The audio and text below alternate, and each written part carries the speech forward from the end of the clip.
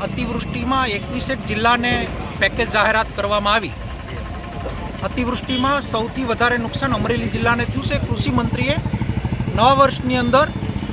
એક ગામડાની મુલાકાતમાં અમરેલી જિલ્લામાં સ્વીકાર્યું અને ટૂંક સમયમાં જ અમે જાહેરાત કરશું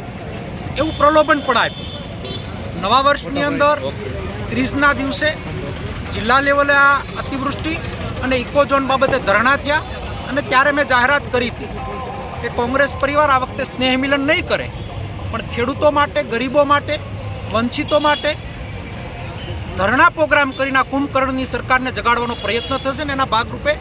રાજુલા જાફરાબાદના આ વિસ્તારના ખેડૂતો માટે અતિવૃષ્ટિમાં સહાય પેકેજ નહીં પણ દેવા માફી અને ઇકોઝોનની અંદર ખાંભા તાલુકાના ગામડાઓનો ખોટી રીતે જે સમાવેશ કરવામાં આવ્યો છે એને નાબૂદ કરવાની વાત સાથે આજે કોંગ્રેસ પરિવાર,